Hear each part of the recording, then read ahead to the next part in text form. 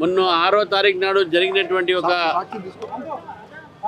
3 different toddy అవుట్లెట్స్లో తాగిన వాళ్లకు poisoning అయ్యి అది అడల్టేటెడ్ టాడీ అని చెప్పి అక్కడ ఉన్నటువంటి ఒక సమాచారం ప్రకారము అక్కడ వ్యక్తిని ఎవరైతే వెళ్ళారో అక్కడికి వాళ్ళు తాగిన తర్వాత అనధికారికంగా తెలిసింది 6 చనిపోవడం జరిగింది.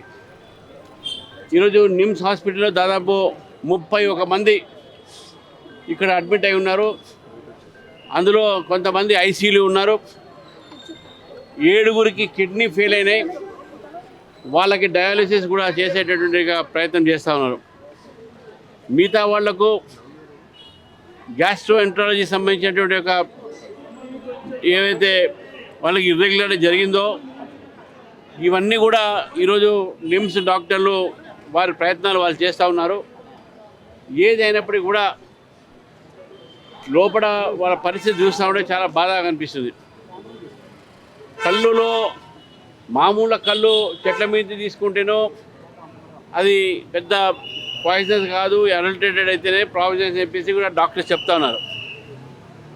దీంట్లో కలిపింది మందు అంటే ఎన్డీపీఎస్ కింద వచ్చేటటువంటి ఒక psychotropic substance, controlled substance, డైజోఫామ్, అల్ఫ్రదోమా, chlorophyll లాంటి ఒక ఏవైతే డ్రగ్స్ ఉంటాయో దాన్ని కలిపి అక్కడ సప్లై చేయడం జరిగిందని స్పష్టంగా అర్థమవుతుంది.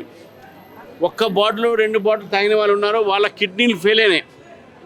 అంటే ఎంత సీరియస్గా మందు కలిపి ఉండొచ్చు మీరు ఒక్కసారి ఆలోచించండి. నా అభిప్రాయం ప్రకారము విచ్చలవిడిగా ఈ సైకోట్రాపిక్ సబ్స్టెన్సు, ఈ కంట్రోల్ సబ్స్టెన్సు ఎట్లా దొరుకుతూ ఉన్నాయి. ఇదంతా కూడా ప్రభుత్వం ఒక వైఫల్యం అని చెప్పేసి భావిస్తూ ఉన్నాను.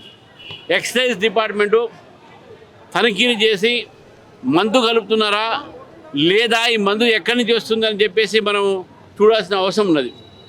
ఈరోజు హైదరాబాద్ నగరంలో గాంజాయి కానీ డ్రగ్స్ కానీ ఈ మాధ్య పదార్థాలు దొరికినటువంటి ఒక ఏదైతే మనం చూస్తున్నామో దాంతోపాటు కళ్ళు కంపౌండ్లో లైసెన్స్ ఉందా లేదా తెలియదు.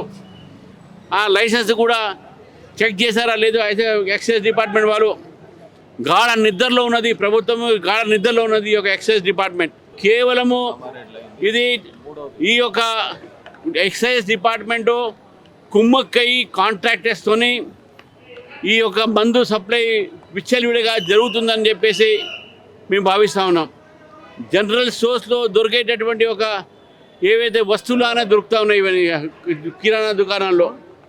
ఇది ఒక ఇన్సిడెంట్, ఈ యొక్క సంఘటన ఈరోజే కాదు, 6వ తారీఖు కన్నా ముందు కూడా వికారాబాద్లో జరిగింది, కామారెడ్డిలో జరిగింది.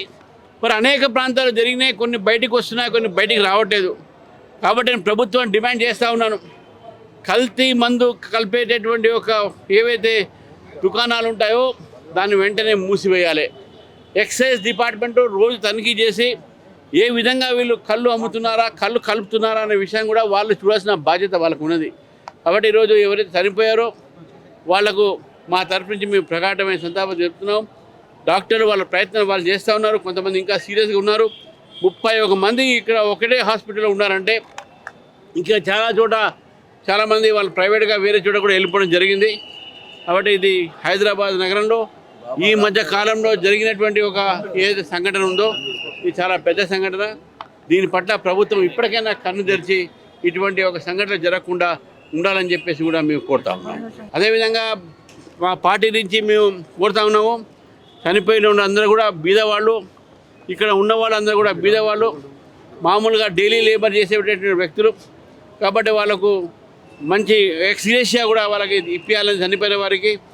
అదేవిధంగా మేము 10 లక్షలు ఎక్స్గ్రేషియా చనిపోయిన వాళ్ళకు, అదేవిధంగా ఎవరికైతే ట్రీట్మెంట్ జరుగుతుందో వాళ్ళకు నిమ్స్ కాబట్టి ఫ్రీగా జరుగుతుంది వాస్తవమే.